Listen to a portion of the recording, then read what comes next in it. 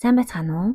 Бид яагаад заримдаа хэн нэгэнд таалагдах гэж хичээх тусам нөгөө хүн маань биднээс цухтаад байгаа мэт санагддаг вэ? Магадгүй та хитрхи хичээж, хитрхи яарч байгаа юм биш үз? Роберт Грини орхидох урлаг цуврал номын маань 3 дугаар хэсэг 5 дахь морил. Өмнөх дугааруудаар бид орхидуулагчдын 18 төрлийг үзэж дууссан болов. Өнөөдөр бид бодит тоглоомын дүрм рүү хамтдаа орох болно. Орхидох гэдэг бол зүгээр нэг сайхан зан гаргах, эсвэл хаяа нэг бэлэг өгөх биш юм байна. Энэ бол маш нарийн төлөвлөгөөтэй, төвчээртэйгээр хүний оюун санааг эзэмдэх сэтгэл зүйн үйл явц юм. Та хэдий чиний удаан, хэдий чиний алсын хараатай хөдлөн, төдий чиний гүнзгий нөлөөлж чадна. Өнөөдөр бид хүнийг өөрийнх нь хаалттай ертөнцөөс салгаж, зөвхөн таны тухай боддог болгох эхний 16 тактикийг бодит амьдралын жишээн дээр тайлбарлан үзэх болно. Та бэлэн үү? Тэгвэл эхний алхмаас эхэлцгээе. 1-р тактик буюу зөв хохирогчоо сонго. Бүх зүйл таны орхидох гэж буй бай болох хүнээс шалтгаалнаа гэжээ. Өөрийн эд шээ маш нарийн судалж зөвхөн таны дур булаан байдалд автаж болох үз хүнийг л сонго гэсэн байна. Зөв хохирогч гэдэг нь та түүний доторх хоосон орон зайг нөхөж чадах үз. Танаас ямар нэг юр бусын чанарыг олж харах тэр хүн юм.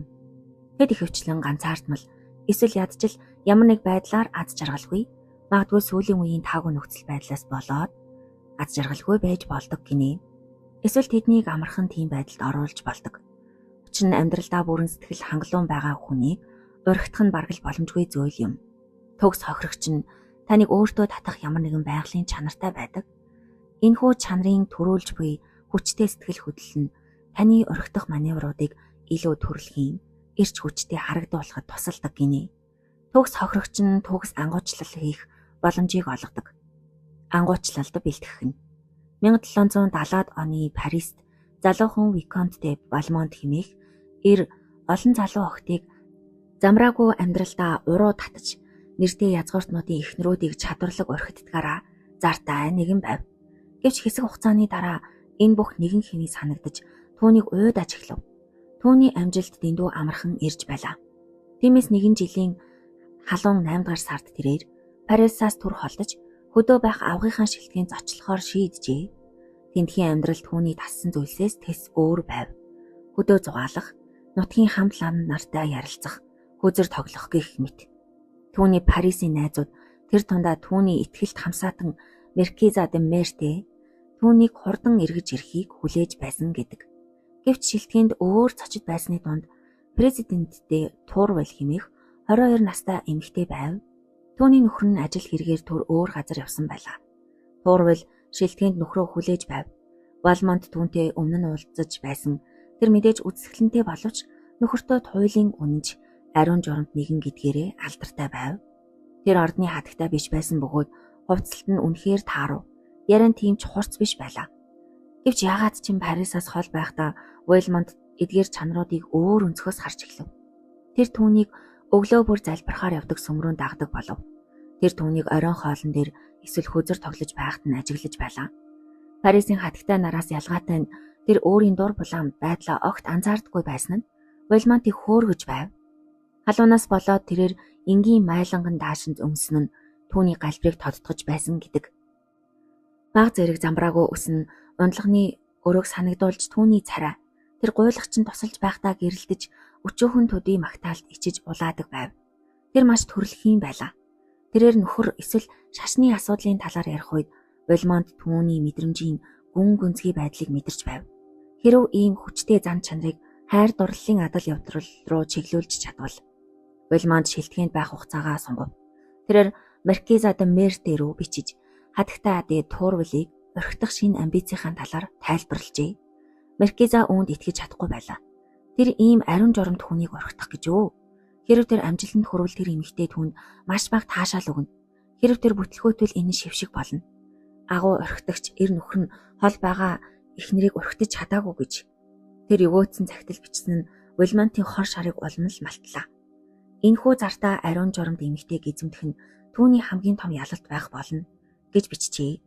Гэвч амжилтыг бараг л боломжгүй болгох нэгэн саад байсан нь Уэлмонтын нэр хүнд байлаа. Президент түүнийг хэр аюултай вэ гэдгийг мэдэж байв. Вельмонт нэр хүндээ засахын тулд бүхнийг хийж, бүр сүмийн мөргөлд оролцож, засарсан мэт дүр үзүүлж эхэлжээ. Президент үүнийг анзаарсан ч зайгаа барьсаар байлаа. Энэхүү сорилт Вельмонтод тэсхийн аргагүй сонирхолтой байв. Вельмонт нөхцөл байдлыг шалгаж үзэхээр шийджээ. Нэгэн өдөр тэрээр президент болон аав эгчтэйгээ хамт зугаалга зохион байгуулав. Тэрээр урд нь явж байгаагүй нэгэн сайхан замыг сонгосон боловч тодорхой нэг цэгт ирэхэд хатагтай нар ганцаараа гаталж чадхааргүй жижиг сууг таарчээ. Вельмонт ээлдгээр аав эгчийг нь тэрж сувгийн нөгөө талд гаргахад президент чангаар инээж байв. Одоо түүний ээлж ирэхэд Вельмонт түүнийг зориуд ив хагуухан тэрж авсан тул тэр эмэгтэй түүний гараас зурв. Түүнийг биедээ нааж барих зураа Вельмонт түүний зүрх хурдан цохилж байгааг мэдэрч ичиж улаахыг нь харлаа. Аав эгч нь ч үүнийг хараад хүүхэд айчгаж гэж дуу алдав. Гэвч Вельмонт өөр зүйлийг мэдэрч байв. Одоо тэр сорилтыг давж болохыг, президентийг эзэмдэж болохыг мэджээ. Урхидах ажиллагаа үргэлжилж болохоор болжээ. Тайлбар. Вельмонт де Турвал, Маркиза де Мерте нар бол 18 дугаар зууны Францын аюултай харилцаа. Химиг зохиолын дөрүүд юм. Зохиол дээр Вельмонт түүнийг урхидах аргууд механик болж байгаагаас айдаг. Тэр нэг алхам хийхэд эмэгтэй нь бараг л үргэлж ижил хариу үйлдэл үзүүлдэг. Гэвч ямар ч хоёр урхиталд ижил байх ёсгүй. Өөр бай сонгох нь бүх динамикийг өөрчлөх ёстой. Вельмонтын асуудал нь тэр үргэлж нэг төрлийн буруу төрлийн хүмүүсийг урхитдаг байсан доршин. Тэрээр хатагтай дэ Турвалтай уулзахдаа үүнийгээ ойлгосон юм. Тэрээр түүнийг гүнгийн эхнэр болохоор нь эсвэл загварлаг хувцасладаг болохоор нь эсвэл бусад ирчүүдийн хүсэмжит эмэгтэй болохоор нь сонгоогүй юм. Тэр түүнийг сонгосон шалтгаан нь тэр эмэгтэй өөрөө ч мэдлгүйгээр түүнийг айл хэдийн урхицсан байсанд оршино. Ил гарсан гар, төрөлхийн инээд, тоглоом шоглоомтой зан. Энэ бүхэн түүний анхаарлыг татсан. Учир нь энэ бүхэн зохиомл биш байв. Түүний хүчтэй хүсэл нь түүний маневруудыг баг тооцоолсон мэт харагдуулж, тэр хүчтэй сэтгэл хөдлөл нь аажмаар тэр эмэгтэйд халдварлагдаж эхэлжээ. Президентийн Вельмонтод үзүүлж буй нөлөөллөөс гадна түүнд төгс хохирогч болгож буй өөр чанарууд бий. Тэр уйдаж байна. Энэ нь түүнийг адал явдал руу хөтлөнө. Тэр гинэн Вельмонтын зайлмхийг олж харж чадахгүй байна. Эцэст нь түүний Ахиллесийн өсгий буюу сул тал нь тэр өөрийгөө орхиталтанд автахгүй гэж итгэдэг. Бид бүгд бусдын нөлөөнд автахдаа эмзэг байдаг ч урьдчилан сэргийлэх арга хэмжээ авдаг. Хатагтай дэ Турвал юу ч хийгээгүй. Вельмонт түүнийг сувган дээр шалгаж үзээд бие махбодын хувьд эмзэг байгааг нь харснаар тэр хизээ нэгэн цагт бууж өгнө гэдгийг мэдсэн. Амьдрал богинохын тул буруу хүмүүсийг хөөцөлдөж орхитоход цаг гарцдах ёсгүй. Байгаа сонгох нь хамгийн чухал. Энэ нь орхитох үйл явцын суур бөгөөд дараагийн бүх зүйлийг шийднэ. Төгс хохирогч гэдэг нь тодорхой нүүр царайтай, эсвэл ижил хөгжим сонирхдог, ижил зоригтой хүн биш байх нэ. Энэ нь зөвхөн болох орхитогчдад байгаа сонгоход нөлөөлөл юм. Төгс хохирогч бол таныг үгээр тайлбарлаж боломгүй байдлаар догтлуулдаг. Өнгөц зүйлстэй огт хамааралгүй нөлөө танд үзүүлдэг хэн нэгэн юм. Тэр хүнд танд байхгүй. Магадгүй таны нууцхан хатаархдаг чанар байдаг байж магадгүй. Жишээ нь Турвал Вельмонтын айларт гэсэн тэр гинэн цагаан чанартай байсан. Тэнд баг зэргийн хурцдмал байх ёстой. Хохирогч танаас баг зэрэг айдаг, бүр баг зэрэг дургу байж болно. Ийм хурцдмал байдал нь маш их боломжийг агуулдаг бөгөөд орхиталт хийх үйл явцыг илүү амьд болгодог байна. Тэгэхээр президент бол Вельмонтын хохирогч биш, харин Вельмонт өөрөө эсэргээрээ президентийн хохирогч байх нэ. Орхитох урлагийн түлхүүрүүд. Амьдралынхаа туршид бид хүмүүсийг ятгах, тэднийг орхитох шаардлагатай тулгардаг. Зарим нь бидний нөлөөнд амархан автдаг болон зарим нь үл халташгүй мэт санагдана. Орхитогчид боломжийг сонгохыг илүүд үздэг. Тэд өөрсдөд нь эмзэг байдлаа харуулж буй хүмүүс рүү чиглэж, хөдөлжгүй хүмүүсээс зайлсхийдэг гин. Танд нөлөөлөх боломжгүй хүнийг зүгээр орхих нь ухаалаг хэрэг. Та хүн бүрийг орхитож чадахгүй. Нөгөө талаас та зөв хариу үйлдэл үзүүлж буй эдшээ, идэвхтэй хайх ёстой гинэ. Хохирогчоо яаж таних вэ? Тэд танд хэрхэн хариу үйлдэл үзүүлж байгаагаар нь танаарай. Тэдний ухамсартай хариу үйлдлийг биш. Таныг баярлуулах гэж хичээж байгаа хүн магадгүй танаас ямар нэгэн зүйл хүсэж байж болно. Харин ухамсаргүй хариу үйлдэлүүдийг нь анхаар. Ичээж улаах, таны хөдөлгөөнийг өөрийн мэдлэгүүд уурах.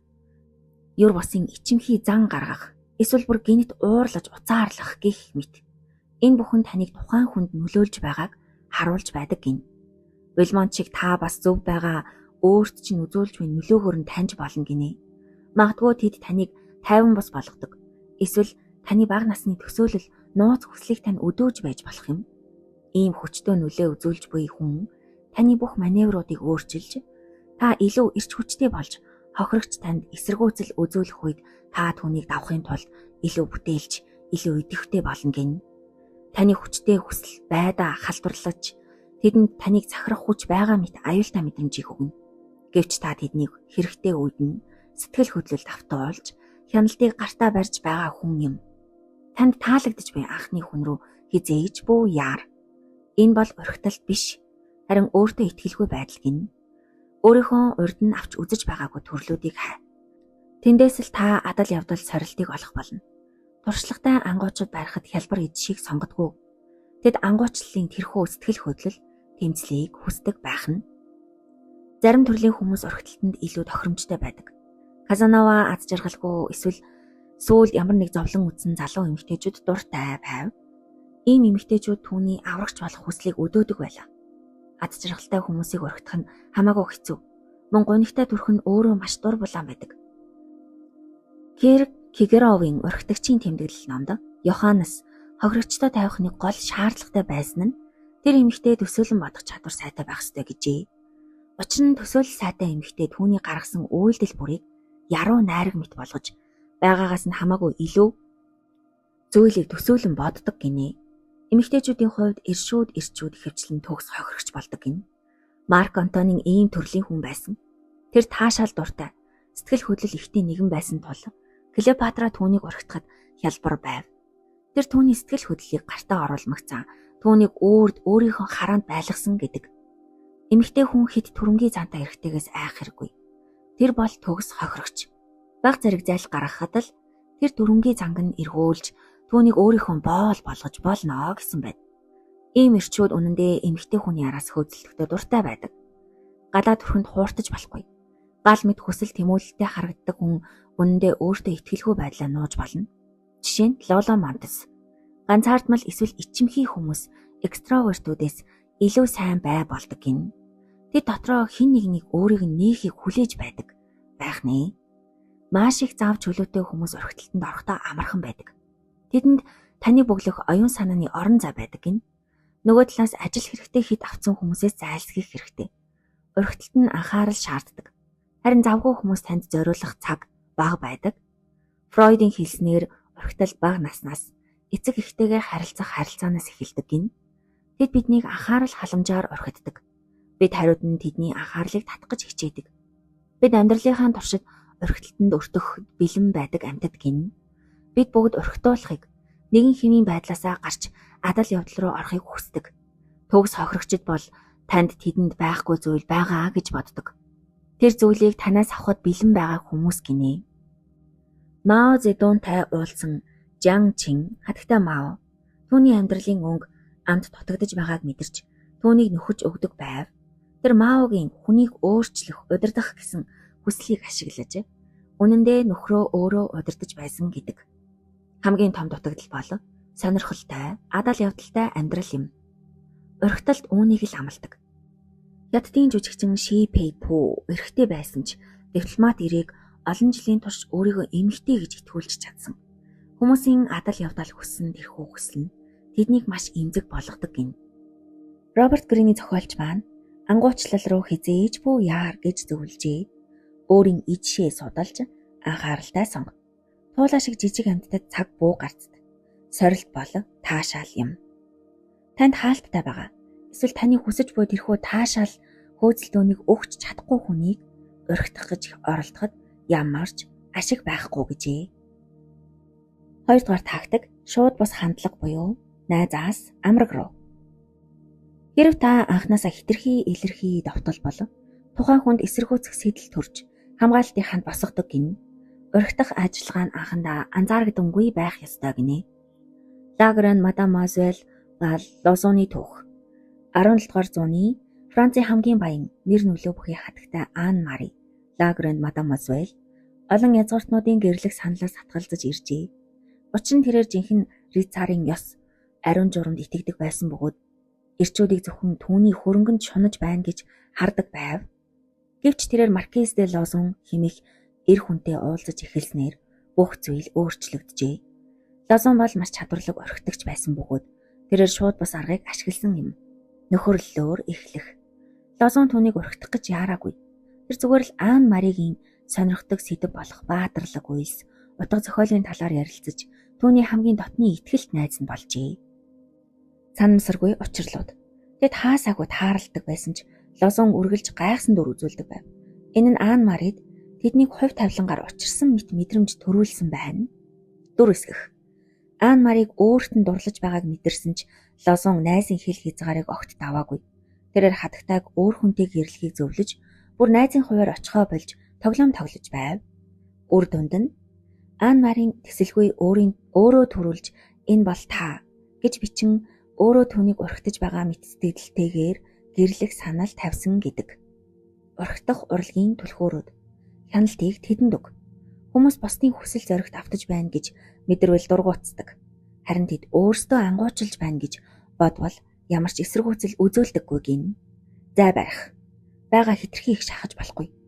Хит их анхаарал, халамж нь өөртөө итгэлгүй байдлыг харуулдаг бөгөөд тухайн хүний төсөөлөн бодох орон зайг үгүй хийдэг гин. Гинэн цайлган дүр гаргах. Анхан шатанд ямар ч аюулгүй гим хоргоо мэт харагдах нь чухал. Казанова баг зэрэг эмгтээлэг зан гаргаж огтыг тайвшруулдаг байсан бол жаз хөгжимчин Дюк Эллингтон ганцаараа үлдэхдээ хитрхи ээлдэг, энгийн яриа өрнүүлж байг нь хостдог байжээ. 3 дахь читгээдийг ашиглах. Тухайн хүний найз нөхөд хүрээлэлтэд төрүүлж холбоо тогтоох нь таныг танихгүй хүн биш, харин итгэж болох хүн гэж болгож харуулдаг гин шүү. Нинонди Эллинглогийн хэлснээр эмэгтэй хүн өөрт нь хэлсэн үгнээс илүүтэйгээр өөрөө тааж мэдсэн тэр хайр халамжинд илүү амархан үнэмшдэг гинэ. Энэ тактикийн бэлэгдэл бол аалзны торгон. Аалз тороо харагдахгүй болонд маш нарийн нэгдэг. Тэр эдчнийхээ араас хөөдөггүй. Зүгээр л торондоо орохыг нь хүлээдэг. Торн бараг үзэгдэхгүй бөгөөд хохирогч өөрөө мэдэлгүй торны голд очсон байдаг гин. Гэхдээ энэ нь зөвхөн богино хугацааны урагталтанд л хамаатай. Удаан хугацааны чанартай харилцаа тогтооход шууд бас нарийн төлөвлөсөн арга үргэлж ялдаг гэсэн байна. 4-р тактик холимог дохио өгөх, нууцлаг байдлын хүч. Хэрэв та дэндүү ойлгомжтой нэгэн бол хүмүүс таныг хурдан таньж, сонирхол нь амархан буурдаг гин. Орхитох урлагийн гол нууц нь тааварлшгүй байх явдал. Хүнд эсрэг тесрэг чанарууд зэрэг оршиход энэ гүн гүнзгий бөгөөд нууцлаг аураг бий болгодог байна. Францын хамгийн үзэсгэлэнтэй эмэгтэй гэгддэг мадам Риками өөрийн замаар олон эрчүүдийг галзууруулж байв. Францын ханхуу Август түүнтэй уулзахдаа түүний энэхүү холимог чанарт нь шууд автжээ. Эсрэг тесрэг байдал. Тэр сахиусан тэнгэр шиг даруухан ичимхий харагддаг атлаа. Генетхэн маш задгай бүжиглэж, сэргэлэн бөгөөд аюултай харцаар ширтдэг гин. Сүнслэг атлаа махан бий. Тэр маш эрхэмсэг, сүнслэг яриа өрнүүлдэг атлаа.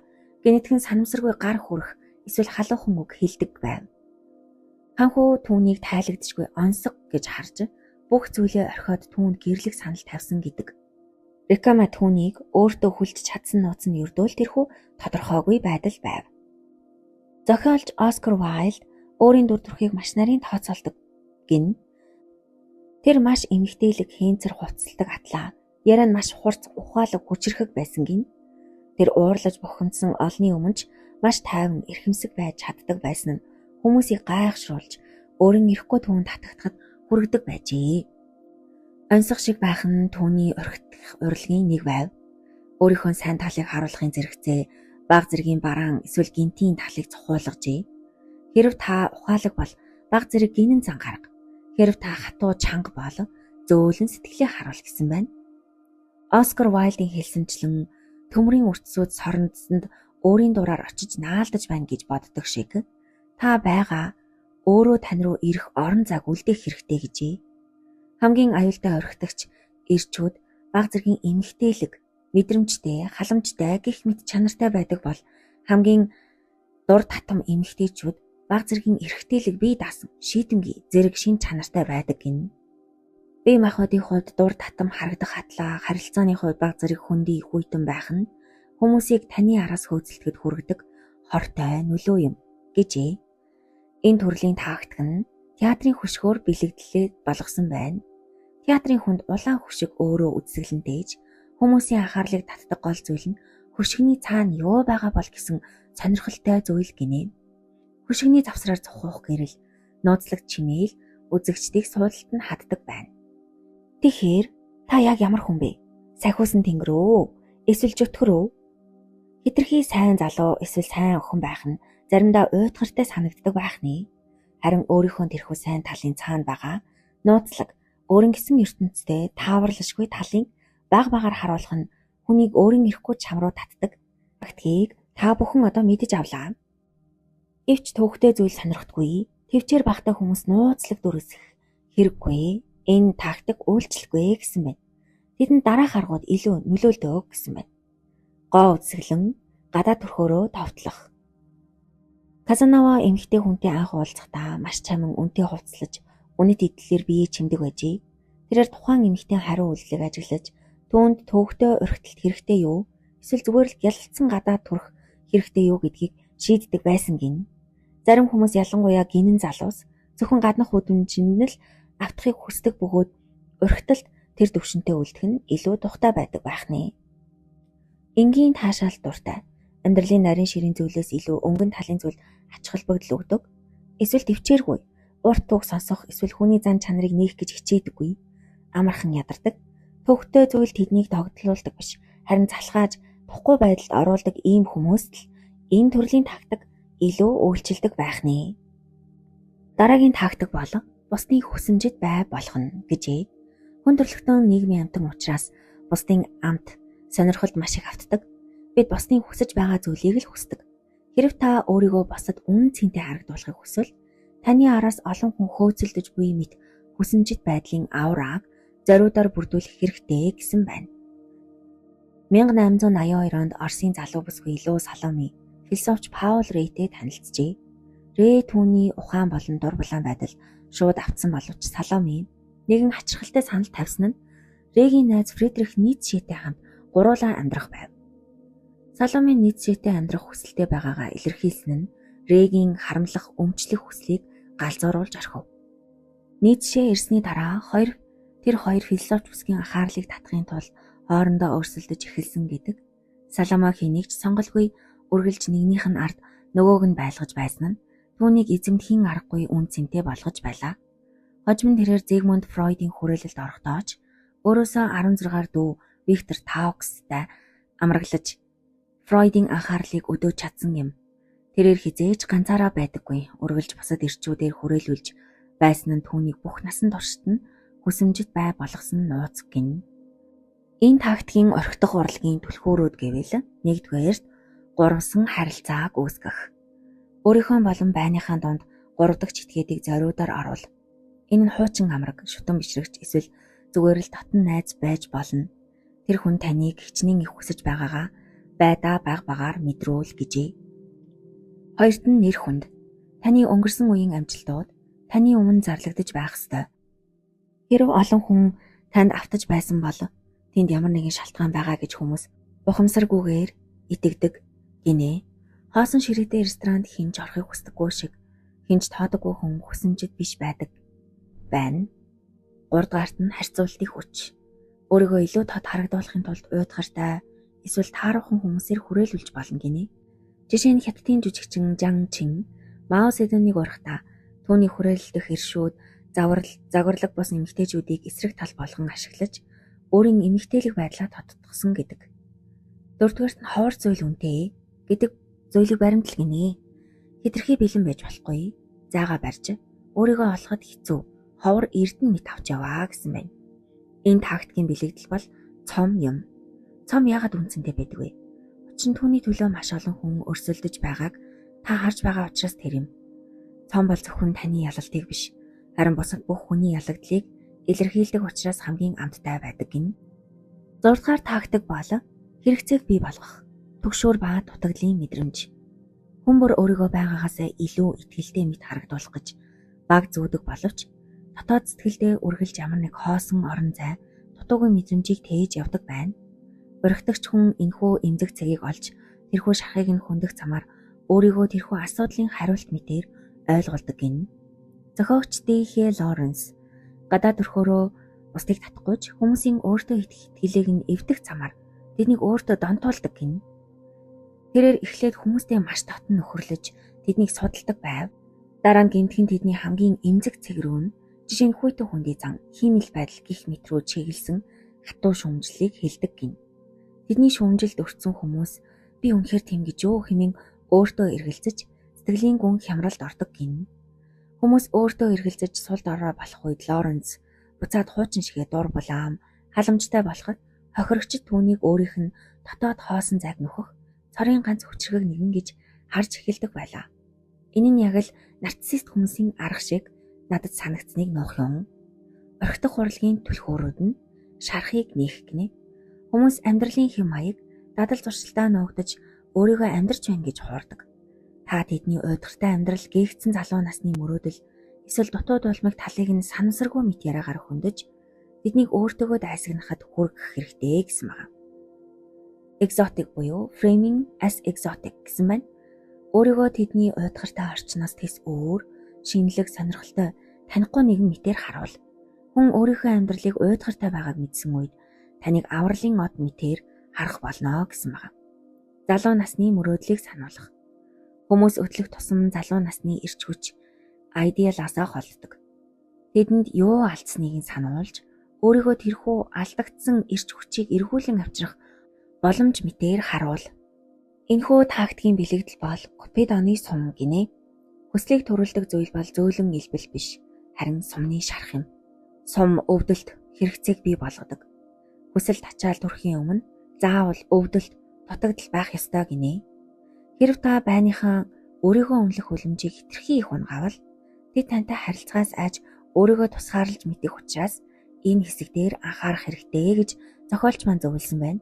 Тиймээс Лоренс шиг шархтуулсан бол заавал дараа нь тайвшруулах үйлдэл хийх хэрэгтэй. Эсвэл Бенжамин Дизраэли шиг эхлээд тэднийг магтаж өөртөө дасгасны дараа шархыг нь баг багаар хөндөх нь илүү аюулгүй арга юм гэжээ. Энэ тактик нь яг л компаниуд бидэнд таны арьс муу байна, та хангалттай амжилттай биш байна гэж мэдрүүлснийхээ дараа бүтээгдэхүүнээ санал болгохдогтой ижил тактик юм. Хүмүүс яагаад өөрийг нь зовоодог хүнд илүү татагддаг вэ? Энэ бол тэдний дотоод шархыг хөндөж өөрийгөө эм гэж итгүүлж чадсных юм шүү дээ. Хин нэгэн танд энэхүү тактикийг хэрэгжилж гэнэ үү? Та нэг анзаараад үзээрэй.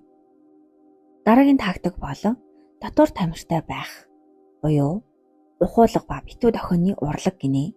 Хүмүүст шууд тулгах бас харин тэдний даал ухамсарт санаа сулгах замаар тухайн бодлыг өөрийнх нь мэд санагдуулах хамгийн дээд зэргийн нөлөөлөл юм.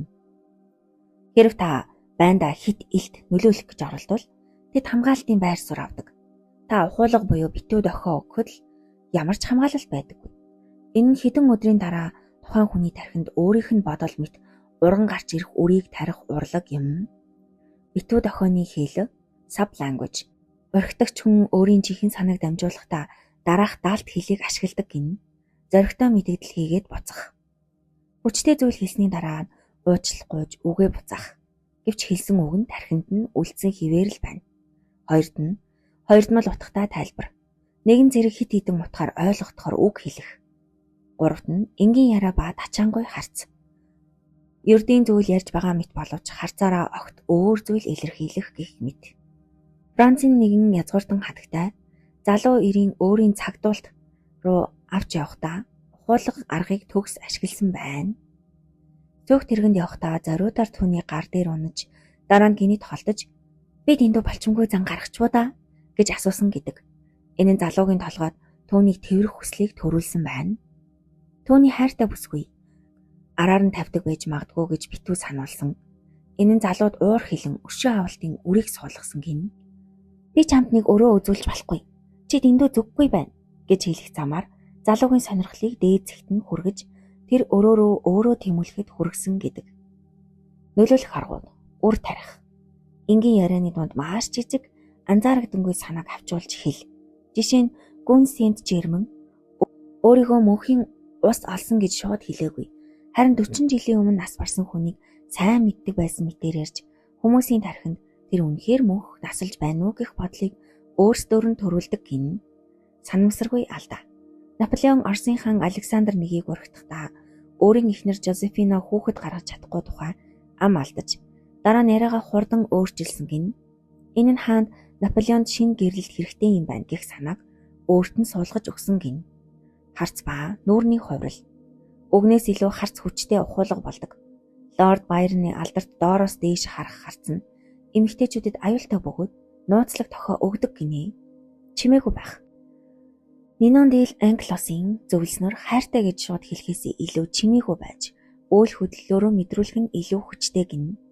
Энд хаагдгийн бэлэгдэл бол үр юм. Хөрсөө сайтар бэлдэж, үрээ олон сарын өмнө суулга. Хин тэр үрийг тарьсныг хинч мэдэхгүй.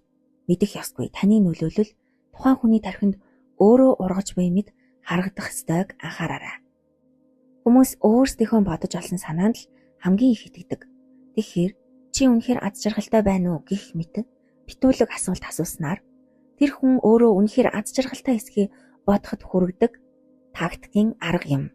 Энэ тактикийг хүн танд ашиглаж байна уу? Та нэг анзаараад үзээрэй. Дараагийн тактик нь бусдын дотоод ертөнцид нэвтрэх. Хүмүүс өөрийнхөө ертөнцид түгжигдсэн зөрүүд байдаг тул тэднийг нэг хамгийн шилдэг арга бол тэдний сүнсийг толдох явдал гин. Хүмүүсийг өөрийнх нь дөрмийн тагуу тоглон сонирхдаг зүйлийг нь таашааж сэтгэл хөдлөлийг нь дагснаар та тэдний хамгаалалтыг буулгаж чадна. Тэд өөрийнхөө дүр төрхийг танаас олж хараад ховс дуулж таны нөлөөнд амархан автдаг. Нэгэнт тэдний ертөнцид нэвтэрсэн бол дараа нь та тэднийг өөрийнхөө ертөнц рүү дагуулах боломжтой болно гинэ. 1961 онд Индонезийн ерөнхийлөгч Сукарно нэр хүнд багтай сэтгүүлч Синди Адамстай ярилцлага хийхийг зөвшөөрсөн гин. Адамс ерөнхийлөгчөөс айхгүй шулуухан ярьж түүнтэй тоглоом шоглоом хийх тактик хэрэглэсэн нь Сукарнод маш их таалагджээ.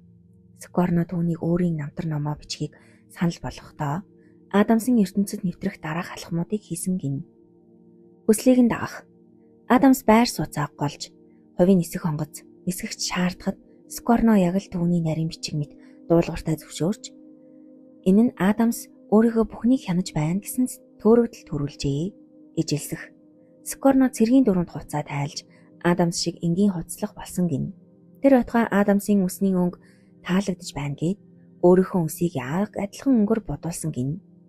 Сукарно түүний сүнсийг толдож түүнд онцгой анхаарал хандуулснаар Адамс түүнийг Хитлерш биш харин маш дур булаам өхөөртөн хүн гэж дэлхийн нийтэд сурталчлах ном бичсэн гинэ. Орхидог гурлагийн түлхүүрүүд. Бид бүгд нарциссистууд. Хүмүүс өөрийнхөө үзэл бодол амтыг өөр хүнээс олж харахтаа хамгийн их баясдаг гин.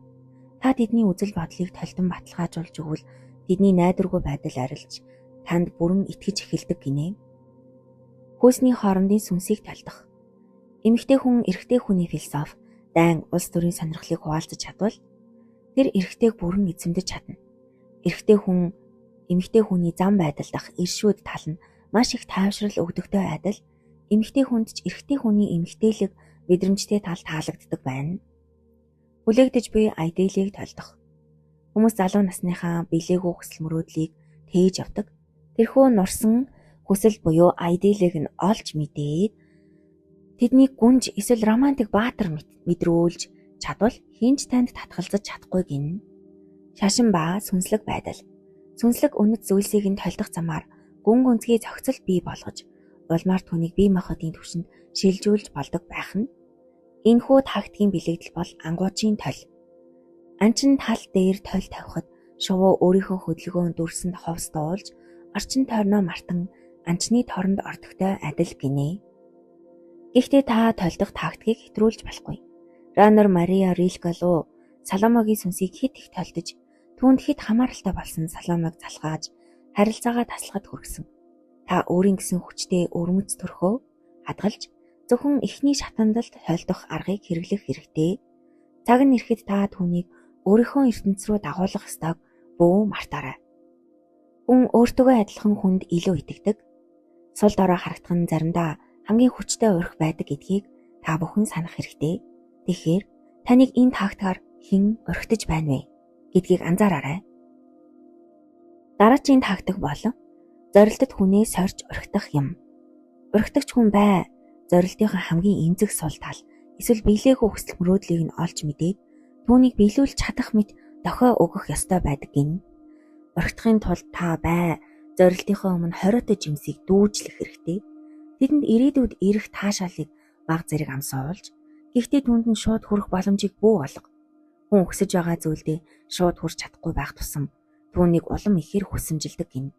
1880-аад онд Мадридад Дон Жуан де Тодолос гэмэх алдартай орхидогч өөрийнхөө хуучин амраг Криститаг баян хатагтай болсон байхыг харжээ.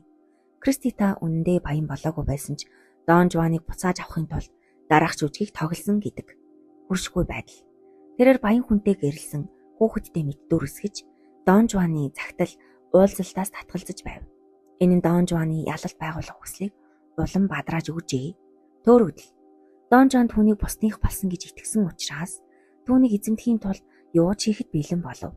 Ингээд Дон Жуан түүнд ухаангүй дурлаж гэрлэхийг гуйсан боловч Кристита татгалцсан байна. Учир нь гэрэлсэн даруйд Дон Жуаны сонирхол буурна гэдгийг тэр мэдэж байсан байна. Энэ тактикийн орхидох гол стратегийн алхмууд гэвэл сул талыг нь ол. Хүн бүрт хүүхэд насны дутуу дуулмаг мэдрэмж, нууц хүсэл, эсвэл уйтгар хүнийг байдаг. Жишээ нь Бекингийн өмнөд алдар нэр адал явдал байсан тул элчин сайд Гондомар түүнийг нууцаар аялалд уруу татан орхицсан байна. Харин Наполеонд өөрийн цэргүүддээ алдар нэр эд баялаг амлаж тэдний ирээдүйн хүслийг өдөөснөөр амжилтанд хүргэсэн гин. Тодорхойгүй байдал. Ирээдүйн ашиг тус эсвэл таашаалыг хит тодорхой хэлж болохгүй. Хит тодорхой байвал хүн амархан урам хугардаг гин. Харин тодорхойгүй байвал хүний төсөөлөл бодох чадвар нь тухайн зүйлийг байгаагаас нь илүү гайхалтай болгож харагдуулдаг байна. Сэтгэл зүйн хаалт бий болго.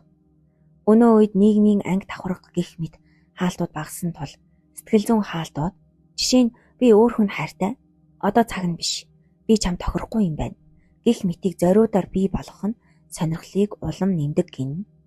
Энэ төрлийн тактикийн бэлэгдэл бол эдэн цэцэрлэгдэх алим юм. Алим маш амттай харагдаж байгаа ч түүнийг эдхийг хоригдсан. Яг энэ хориотой учраас л хүн түүнийг өдөршнөгүй бодож тэрхүү сорилтоос ангижрах цорын ганц арга нь жимсийг амсах буюу бууж өгөх болж хувирдаг байна. Энийг уншихад хүн өөрт нь байгаа зүйлээс илүү байхгүй зүйлээ илүүд үздгийг сануулах мэт. Одоо бүгдээрээ энэхүү орхидох урлагийн 2 дугаар хэсгийн орхидох тактик буюу таашаал ба төөрөгдлийг бий болгох тухай үздэхэй. Энэ үе шатанд бай зорилтын сонирхол хэдийн төрсөн боловч холбоосон сул байгаа тул та тэднийг сэтгэл хөдлөлийн төөрдөг байшинд оруулж ухрах замраггүй болгох хэрэгтэй гэсэн байна. Бай зорилтоо өөртөө улам гүнзгий татахын тулд тэднийг сэтгэл хөдлөлийн хувьд докторгүй төөрөлцөн гэхдээ таашаалтай байлгах тактикуудыг одоо үздэхэй. 9 дугаар тактик бол хүлээлт үсэг, гинтийн бэлэг байр. Орхидогч хүн бай зорилтынхаа өмнө үргэлжнийг алхам төрүүлж тэдний тааварлаагүй зүйлийг хийх замаар хяналтыг гартаа байлгах ёстой. Хүмүүс танаас юу хүлээхээ мэдэх тэр мөчид таны тэдэнд үзүүлэх эд шид хүчгүй болж хяналт тэдний талд шилждэг гин. Орхидох тоглоомд давуу талыг хадгалах цорын ганц арга бол хүлээлт үүсгэж тооцоолсон гинтийн бэлгүүдийг барих явдал гинэ. 1753 онд нэрт орхидогч Жакомо Казанова Матильда хэмээх Гилматай танилцжээ. Энэ түүхэн Казанова өөрийн бусдын орхинд орсон ховор тохиолдлуудын нэг гин. Матильда Гилмагийн хувцс өмссөн атлаа маш задгай, нууцлаг байдлаар Казановаг өөртөө татаж түүнийг хориотой жимс мэт мэдрүүлж байв. Уулзалт бүр дээр тэрээр өөр дүр төрхтэй ирдэг байжээ. Нэг удаад хансаг даашинцтай хатагтай, дараа нь эрэгтэй хүний хувцастай баг зуусан эр гэх мэт. Бүр Казановагийн хуучин амраг Катринагийн дүрэрч ирж түүнийг төөрөгдүүлж байсан байна. Матильдагийн үргэлж гинтийн байж чаддаг чадвар Казановагийн оюун санааг бүрэн эзэмдэж түүнийг өөрийн боол болгон хувиргасан гин. Энэхүү урлагийн гол зарчмууд бол хүүхэд насны зөвөн совин. Хүүхэд гинтийн бэлэг эсвэл нууцлаг түүхэнд өөрийн ирэхгүй автдаг шиг насанд хүрсэн хүнд ч энэхүү зөвөн совин нуугдаж байдаг гин. Хэн нэгэнд хөтлөгдөж дараа нь юур болохыг мэдэхгүй байх нь хүнд маш их таашаал өгдөг байна. Сэтгэл зүйн хамгаалтыг буулгах. Гинтийн үйл явдал нь хүнийг хамгаалтыг сулруулж, шин сэтгэл хөдлөлүүдийг шууд хүлээн авахд бэлэн болгодог гин. Хэрв гинтийн зүйл тааламжтай байвал орхидох хор тэдний судсаар анзаарагдахгүйгээр гүйдэг байна. Дүр төрхөө шинжлэх. Өөрийнх нь тухай тогтсон хэвшмэл ойлголтыг эвдэх хэрэгтэй. Жишээ нь хэрв таныг ичимхий гэж боддог бол тэднийг гинт зоримог эсвэл сахилгагүй үйлдэл хийж тэднийг гайхшруул. Энэ нь тэднийг таны тухай үргэлж бодоход хүргэн гинэ. Олон нийтийн анхаарал. Жозефин Бейкер эсвэл Энди Уорхол нар өөрсдийн дүр төрхийг үргэлж өөрчилж олон нийтийг тааваршгүй байдалд байлгаж чаддаг байсан нь тэдний амжилтын нууц байв. Энэ төрлийн тактикийн бэлэгдэл бол галзуу хулгана. Вагон дэшээ удаан өксөж дараа нь гинт доош огцсон унаж хажуу тийш савлана. Унаж яваа хүмүүс ойрлж инээлддэг бөгөөд тэднийг баясгадаг зүйл бол хяналтыг өөр хүнд шилжүүлж дараагийн эргэлтэнд юу хүлээж байгааг мэдэхгүй байх тэрхүү мэдрэмж гинэ. Хэрв таны гинтийн үйлдэлүүд үргэлж ижилхий маягтай байвал энэ нь удахгүй залхуутай болж хувирахыг бас анхаараарай гэсэн байна. Жишээ нь Мао Цзэдуны эхнэр Жан Чин үргэлж ууртай байснаа гинт ээлдэх болдог байсан нь олон жилийн турш давтагдсаар Мао ердөөл ядаргаатай санагдаж эхэлсэн байна. Тиймээс гинтийн биелэг барих арга барилаа үргэлж өөрчилж байх хэрэгтэй гин. Дараагийн тактик бол орхидох урлаг намын маань ард гарах тактик болох үгсийн шидэд хүчийг ашиглах юм. Хүмүүс өөрийн бодол хүсэлтэд хит автсан байдаг тул тэднийг сонсгох цорын ганц арга бол тэдний сонсхийг хүссэн зүйлийг хийлэх явдал гин. Орхидогч хэл яраг бодит үннийг илэрхийлэх бос харин бусдыг мансууруулах, төөрөгдүүлэх, таашаал өгөх зэвсэг болгон ашигладаг байна. 1958 онд Алжир дахь Францын цэргийнхэн бослог гаргаж иргэний дайрны ирмэг дээр ирээд байх үед генерал де Голл Алжирт очиж алдартай үгээ хэлсэн байна. Тэрээр чагсагчдын өмнө гараад ердөө би та нарыг ойлгож байна гэж хэлжээ. Үр дүнд нь чагсагчид энэ үгийг би та нарыг дэмжиж байна гэж өөрсдийнхөө тайлбарлан баярлсан боловч үнэн дээр де Голл тэдний эсрэг төлөвлөгөөтэй байсан гэдэг. Тэрээр ямар ч тодорхой амлалт өгөлгүйгээр зөвхөн тэдний сонсохыг хүссэн сэтгэл хөдлөлийн үгсийг ашиглан цаг хожсон гин. Энэхүү тактикийн гол зарчмууд гэвэл нэгдүгээр бүү марга, харин тал зас гэсэн байна. Маргаан бол орхитолтын дайсан юм. Үүний оронд хүний өөртөө итгэлгүй байдаг тэр хэсгийг нь олж магтвал тэдний хамгаалалт шууд буурдаг байна. Жишээ нь алдартай жүжигчин хүнийг жүжиглэлтээр нь биш, харин түүний нууц хобби болох зураг зурах авьяасыг нь магтах нь илүү үр дүнтэй. Хоёрдугаар, загтал бол хүчтэй зэвсэг. Загтал эсвэл чат нь тухайн хүнд таныг айдиал болгон төсөөлөх орон зай бий болгодог байна. Йоханнес Корделяг орхидохдоо загтлыг ашиглан түүний оюун санааг эхлээд эзэмдсэн байна. Загтал нь эмх замбраагүй, сэтгэл хөдлөлт автсан мэт харагдах тусам илүү үнэмшилтэй болдог гин. Тодорхойгүй ноцлог бай. Хэд тодорхой ярих нь хүний төсөөллийг хязгаарладаг. Харин утга нь тодорхойгүй. Яруу найргийн шинжтэй үгс ашиглавал сонсогч тэрхүү хоосон орон зайг өөрийн хүсэл мөрөөдлөөрөө нөхөж эхэлдэг гин. Сэтгэл хөдлөлийн халдвар. Хүнийг ойлгуулахын тулд өөрөө ойлгох төгсөн байх ёстой гин. Наполеон хүртэл хоолойныхон өнгөнд сэтгэл хөдлөл оруулахын тулд жүжигчдээс тусгай хичээл авдаг байсан байна. Энэхүү тактикийн бэлэгдэл бол үйлс юм. Үүлэн дунд юм бүхэн тодорхойгүй бүдэг харагдаг бөгөөд хүний төсөөлөл тэнд байхгүй зүйлийг олж хардаг. Таны үгс хүнийг үүлэн дунд байгаа мэт хөөргөж бодит байдлаас таслах ёстой байна. Гэхдээ цэцэгчин хэл арианаас зайлсхий.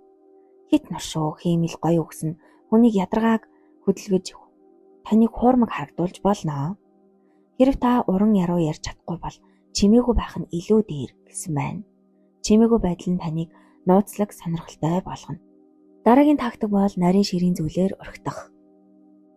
Том амлалт чанга дутаа үгс нь сэрдэх сэтгэлийг төрүүлдэг бол хүний анзаардаггүй жижиг үйлдэлүүд нарийн мэдрэмжүүд нь илүү дур булаан бөгөөд үнэмшилтэй байдаг гин. Орхидох үйл явц нь өөрөө анхаарлыг сарниулах урлаг юм. Та зорилгоо нууж түүний оронд тухайн хүний харах, сонсох, үнэрлэх, мэдрэх үеийг тааламжтай жижиг зүйлсээр дүүргэх хэрэгтэй. 1898 онд Хятадын хатан хаан Циши өрөндийн орнуудын элчин сайдуудын эхнэрүүдийг хориглогдсон хотод зоогт уржээ. Элчин сайдууд түүнийг харгас хүйтэн гэж үздэг байсан ч хатан хаан нарийн төлөвлөсөн үзүүлбэрээрээ тэднийг өөрчилж чадсан гэдэг. Шивгчдийн нүд галдан дөрөнд хувцас, хятадын хаттын өнгө алгалсан хувцас, хатан хааны сувд танаар чимгэлсэн сэмтий. Хатан хаан зочин бүрийн аяхтай цайг өөрөө амсаад дараа нь тэдэнд өгч бид нэг гэр бүл гэж хэлсэн гин. Эмэгтэйчүүд хатан хааныг гэгээлэг найрсаг гэж итгэн нөхөддөө түүний тухай сайнаар ярьснаар улс төрийн томоохон асуудлыг шийдвэрлэж чадсан байна. Гэрэл цохын нууц. Хинжи. Японы түүхэнд цохиолын баатрын Хинжи өөрийн хамгаалалт байсан Такамазураг үгээр биш үйлдэлээрээ өөртөө татсан байна. Тэрээр өөрийн дүү Хотаруг түүнтэй уулзуулж дүүгийнхээ болох байдлыг ашиглан өөрийн давуу талыг тодруулсан гин. Хинжи өөрийн үнэртэй ус, өнгөлөг торгон хувцас, яруу найргийн нарийн сонголт цэцэг зэргээр орчныг бүрдүүлж чаджээ. Тэрээр олон зуун гэрэл цохыг ууданд цуглуулж тохиромжтой мөчид сул тавьснаар Тамаказураад үлгэрийн мэт сэтгэл төрүүлсэн байна. Энэхүү тактикийн орхитолтод анхаарах гол зүйлс нь хүүхэд насруунд буцаан аваачих ордог байна. Хүүхэд байхдаа бид өнгө, дуу чимээ, тоглоомонд амархан хуурддаг байсан. Орхитогч хүн байдлыг удаашруулж тухайн хүнд хүүхэд мэт халамжлагдаж буй сэтгэл төрүүлэх гин. Мэдрэхүй бүрийг ажилуулах. Зөвхөн хараа төдийгүй үнэр сонсгол, амтлах мэдрэмжинд нь нөлөөл. Зөвхөн түүнд зориулсан хувцлалт. Бусад харуулдаггүй хувирлаа зөвхөн тэр хүнд зориулж гаргах нь. Жишээ нь гэртээ жирийн байдагч уулзахдаа маш гоёмсог хувцлах гэх мэтийг харуулах нь тухайн хүний онцгой гэдгийг мэдрүүлдэг гин. Бэлэгний утга учир. Үнтэй бэлэг биш, харин тухайн хүний дуртай цэцэг эсвэл түүний хэлсэн жижиг зүйлсийг санаж байгааг илтгэх бэлэг илүү хүчтэй байдаг байна. Энэхүү тактикийн бэлэгдэл нь найр юм. Найр бол нэгэн төрлийн баяр юм. Бүх зүйлийг нарийн зохион байгуулсан байдаг. Цэцэгс, хөгжим, бүжиг, дарс. Энэ бүхэн нь хүний хэл яриаг суллаж альвааг эсэргүүцэх чадварыг нь үгүй хийдэг байна. Зарим хүмүүс хүний үгэнд амархан итгэдэггүй. Учир нь үгийг хэн ч хэлж чадна.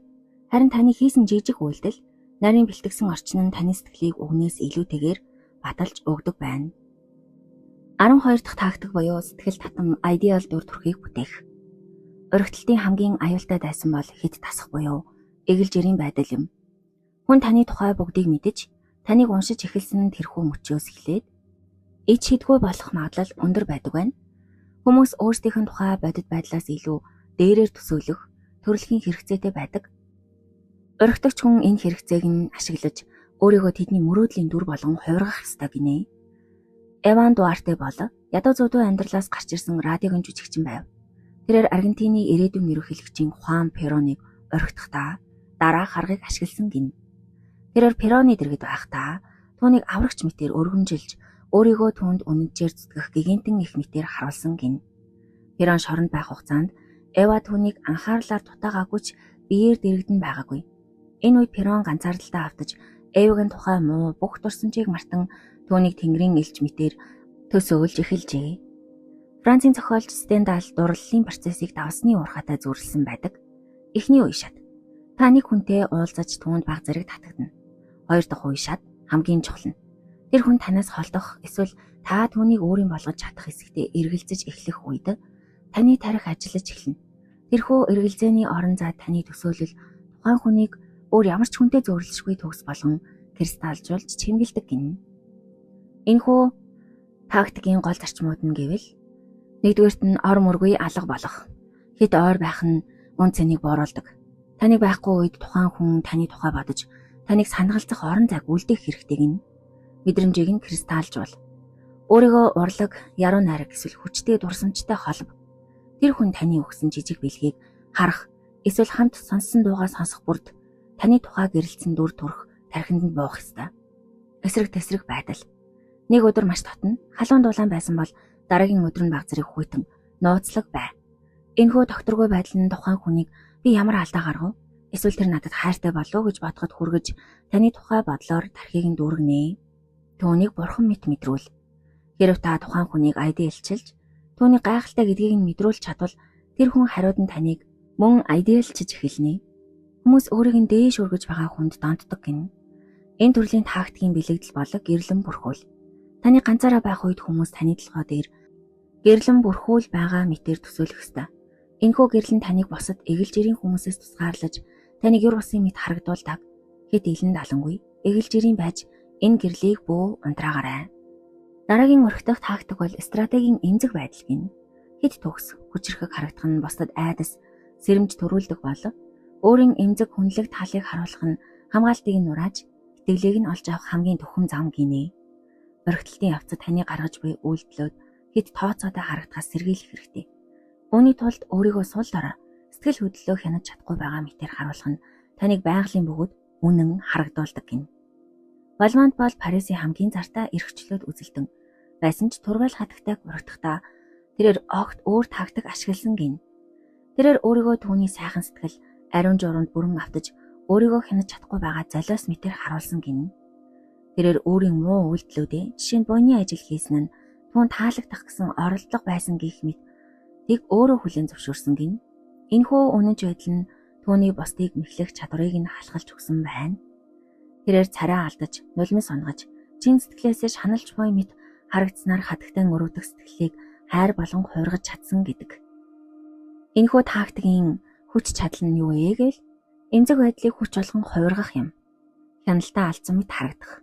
Хүмүүс өөрсдийнх нь өмнө сул дорой сэтгэл хөдлөлтөд автсан хүнд итгэх хандлагатай байдаг гин. Учир нь тэд тухайн хүнийг өөрсдийн хяналтанд байгаа гэж итгэдэг байна. Бага зэрэг ичингүрэх.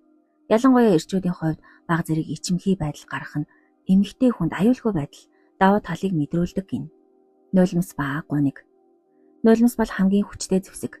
Тэр дундаа буруу зүйл хийгээд сэжиглэгдэж байх үедээ эсвэл нөлөөлж чадахгүй байгаа мөчтөө нулимс унах нь хүнийг төвийг сагсан байдлаас гаргаж таны талд оруулна. Хуурамч нүглээ хүлээх. Өөрийнхөө жижиг нүгэл эсвэл алдааг өөрөө төрүүлж хэлэх нь таныг маш үнэнч хүн мэт харагдуулна. Үнэнч байдал нь сайн хүн байхаас илүү чухал гин. Буйсын ялгаатай байдал. Хэд хүчрэхэг байх нь эрэгтэй хүний хувьд эмэгтэй хүнийг айлгаж магадгүй тул өөрийн эмэгтэйлэг буюу зөөлөн сэтгэл хөдлөлтөд талыг харуулах. Эр хүнийг хамгаалагч гэдгийг эмэгтэй хүн мэдрүүлж түүний хүч чадалд улдуудж буй мэт бяцхан охины дур гаргах нь эр хүнийг өөртөө донтуулах нэг арга юм. Гэхдээ та эмзэг байдлыг ашиглахдаа хэмжээг нь тааруулах нь маш чухал. Үргэлж гомдолдог, бууж говьшдаг, арчаагүй байдал нь орхитолт биш харин төвөгтэй санагдаж хүнийг танаас түлхдэг шүү. Зөвхөн хүнийг хайрыг татахын тулд сул талаа харуулах хэрэгтэй. Бусад бүх сул талаа мэдээж нуух хэрэгтэй байх нь. Энэ төрлийн стратегийн бэлэгдэл нь мэнг юм. Төгс үзэсгэлэнтэй царай хүйтэн хүндийн мэдрэмж төрүүлдэг. Харин жижиг мэнг эсвэл өвөө сэвн тухайн царайг илүү хүнлэг, хайр татан болгож харагдуулдаг гин. Тиймээс өөрийн бүх дутагдлыг бөөнө. Тэд таныг бусдад ойртуулж өгнө. За ингээд өнөөдрийн видеогоор бид Роберт Грейнигийн урагтах урлаг номын хамгийн чухал эхний 13 тактиктэй танилцлаа. Бид хүний анхаарлыг яаж татах, хэрхэн нууцлаг байдлыг үүсгэх, өөрийн эмзэг байдлыг хүртэл зэвсэг болгон ашиглах тухай үзлээ. Гэхдээ энэ бол зөвхөн эхлэл юм. Орхитолтын тоглоом цаашлах тусам улам гүнзгийрч, улам аюултай болдог. Үлдсэн 11 тактикийн хувьд хүний итгэл үнэмшлийг хэрхэн эвдэх, яаж тэднийг өөрөөсөө хамааралтай болгох, эцэст нь хэрхэн орхитолтой амжилттай дуусгах вэ гэдэг хамгийн сонирхолтой хэсгүүд дараагийн дугаарт орох болно. Аль тактик нь танд хамгийн сонирхолтой байсныг сэтгэл болгон үлдээгээрэй. Энэ хүртэл сонссон маш их баярлалаа.